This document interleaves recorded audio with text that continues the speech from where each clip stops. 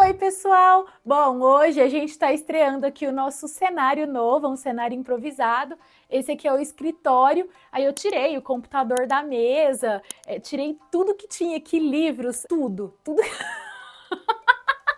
Tá tudo escondido aqui, depois eu vou mostrar os bastidores e na edição a gente coloca pra vocês. A gente adaptou e montou um cenário e espero que vocês gostem, dê opinião aqui, se vocês preferem que eu grave vídeos assim com aquele fundo mais neutro ou se vocês gostam desse cenário novo e deem sugestões também, porque essa trajetória nossa aqui no YouTube vai ser uma longa caminhada, a gente ainda vai fazer muitas coisas juntos e vocês vão me ajudando a entregar sempre um conteúdo mais conectado àquilo que vocês estão esperando, tá bom? Então, deixa a sua opinião antes da gente começar com o assunto desse vídeo, que é um assunto muito importante e que é um assunto que todo mundo que tem filho, como eu sempre digo, né? Só quem tem filho sabe. Só quem tem filho sabe o que é passear no shopping com uma criança. Só quem tem filho sabe o que é ir ao supermercado com uma criança que às vezes tá irritada, tá com fome, tá cansada. E só quem tem filho sabe como às vezes, tentando acertar, a gente acaba conduzindo essas situações com as crianças de uma maneira equivocada. Então hoje, nesse vídeo, ele é bem prático, direto ao ponto. Eu vou trazer para vocês 5 estratégias que comprovadamente funcionam para conduzir esses momentos, para que isso não se transforme numa atividade estressante e que também para que você aproveite essas oportunidades cotidianas para educar seu filho financeiramente, porque a educação financeira ela acontece na prática, acontece no cotidiano, acontece na vivência, acontece em tudo aquilo que a gente está fazendo e às vezes não está nem percebendo. Bom, então vamos lá para as dicas. Bom, a primeira dica é: faça combinados com a criança. Principalmente as crianças menores, as crianças aí de 2, 3, 4 anos, é muito importante a gente atuar na previsibilidade. Então, antes, mesmo que seja uma ida sem planejamento, seja algo rápido que você... Durante o trajeto, no carro, você vai fazendo esses combinados com a criança. Ah, mas como funciona um combinado? A gente tem a mania de fazer um combinado assim. A gente vai lá e dá uma ordem, a gente vai fazer isso, isso, isso, combinado? E acha que a criança tem que assimilar aquilo, decorar e chegar lá e se lembrar. Como que a gente faz combinados efetivos? A gente vai descrevendo as etapas. Filho, hoje a gente vai no shopping e não é dia de comprar brinquedo, a gente não vai em lojas de brinquedos. Lá no shopping, a gente vai primeiro comprar tal coisa, em seguida a gente vai, sei lá, almoçar, tomar um lanche. Depois do lanche, você pode brincar naqueles brinquedos, você pode brincar em 3 brinquedos e depois dos 3 brinquedos é hora de ir embora. Descreva etapas e com riqueza de detalhes. E depois você vai rememorando com a criança. O que a gente vai fazer no shopping? O que vai ser primeiro? O que vem depois? As pequenininhas, você vai notar que ela vai ter mais dificuldade de descrever aquilo que você falou. E isso é muito importante porque você está ajudando a criança a perceber essas etapas, a se orientar, a ter uma segurança e uma previsão do que vai acontecer. Chegando lá, a tendência é que a criança se comporte de uma maneira muito mais tranquila e que você consiga lidar com isso porque você vai relembrando aqueles combinados, tá? Esse é o primeiro ponto.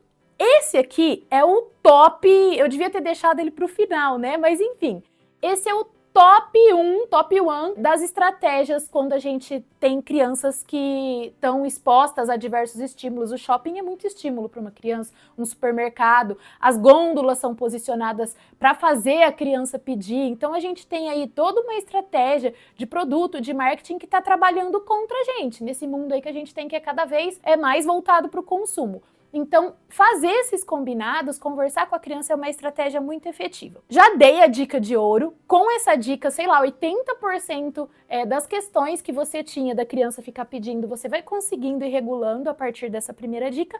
Mas agora eu vou dar para vocês a segunda dica. Faça uma lista de desejos.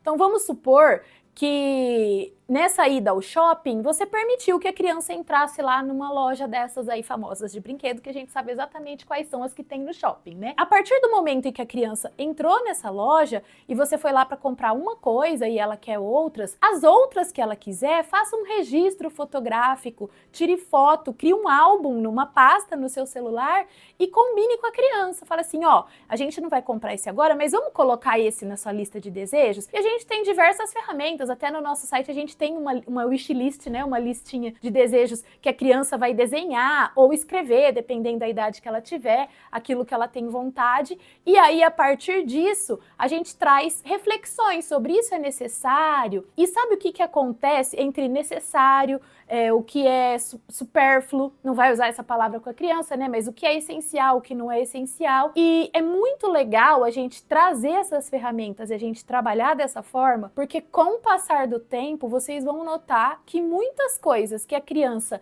naquele momento desejou e que tá lá no álbum de fotos, por exemplo, esse álbum de fotos, ele não vai ficar lá e você esquece dele. Quando chegar a época de aniversário, que ele quer pedir presentes e geralmente os tios, os avós perguntam, né? Ah, o que você vai querer ganhar? Você acessa essa galeria, você acessa esses registros, essas fotos que vocês fizeram e pergunta pra criança. Ó, aqui tá a sua lista de desejos. Gente, sempre. É igual a gente, quando a gente enche o carrinho e não compra e espera alguns dias depois, você olha lá e fala, eu realmente não precisava ter colocado tudo isso no carrinho. A lógica é a mesma. Quando a criança olhar aqueles produtos que lá naquele momento em que ele tirou a foto era um objeto de desejo, que estava muito assim, ele estava querendo muito, ele percebe que hoje ele não quer mais ou que surgiu uma outra coisa. E é muito legal a gente usar esse tipo de ferramenta porque ela vai lidar, se o combinado lida com a previsibilidade e a segurança, a lista de desejos ela vai lidar com o imediatismo. A terceira ferramenta, você oferece escolhas limitadas. Então assim, em vez da criança poder escolher tudo,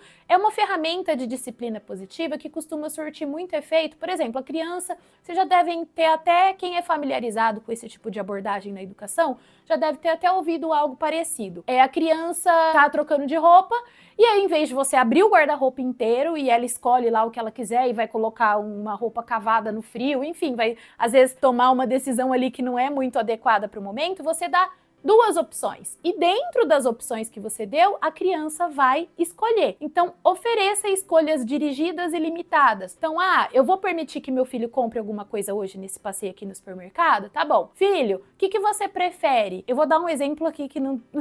Mas enfim, vai ser esse o exemplo. Uma maçã ou uma banana? E aí dentro do... Você como adulto faz essa mediação prévia, você já coloca os critérios lá, que cabe no meu orçamento, que eu posso permitir que ele compre. E dá lá dentro dos gostos dele. Lógico que a maçã e a banana aqui não foi um exemplo muito feliz, mas na falta de um exemplo melhor, na verdade o exemplo tanto faz, porque cada um vai atuar de acordo com o que estiver acontecendo aí na realidade, dá essas duas opções para a criança e ela escolhe dentro de algo que já foi previamente selecionado pelo adulto e que em termos de orçamento, de valor, é aceitável para vocês. Tá? Uma outra dica, sobretudo quando a gente fala de crianças que têm menos de 7 anos, de crianças que estão aí no que a gente considera a primeira infância. Quando a criança manifesta um desejo por algo numa loja, é lógico que cada criança, tem crianças que têm comportamentos mais desafiadores, tem outras questões envolvidas, mas em geral, a criança, ela experimenta o mundo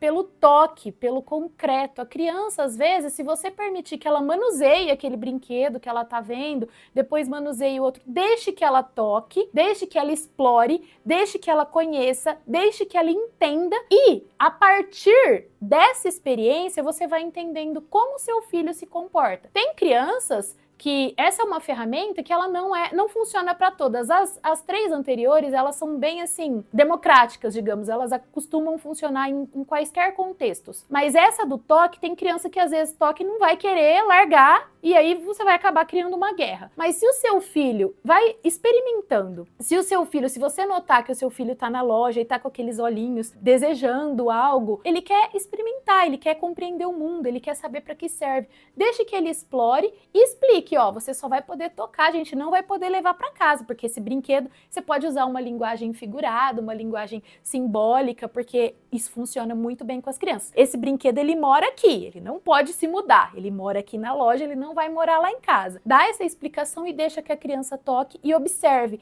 porque muitas vezes aquele desejo é só de conhecer, não é de comprar, não é de levar para casa. Então, use essa estratégia. E a quinta estratégia, e é a que vai se adequar e é a que vai fazer mais sentido em casos de crianças que têm comportamentos mais desafiadores. E principalmente de crianças muito pequenas, que estão ainda na fase das birras, que estão passando aí aos 3 anos, eu acho que eu já mencionei isso em algum vídeo para vocês. É o auge das sinapses no cérebro, a criança está passando por muita coisa. Ela antes entendia o mundo e tinha todas as necessidades atendidas prontamente, e agora ela tem que usar a linguagem, está desenvolvendo, ela não sabe ainda muito bem lidar com as emoções, e essas explosões emocionais que a gente chama aí, de uma maneira até equivocada, né, que a gente chama de birra, elas são naturais. Então, se você perceber que utilizando as 4 estratégias que eu dei, combinado, lista de desejos com fotografia, escolhas dirigidas, limitadas, a criança poder explorar e tocar, que isso não está funcionando,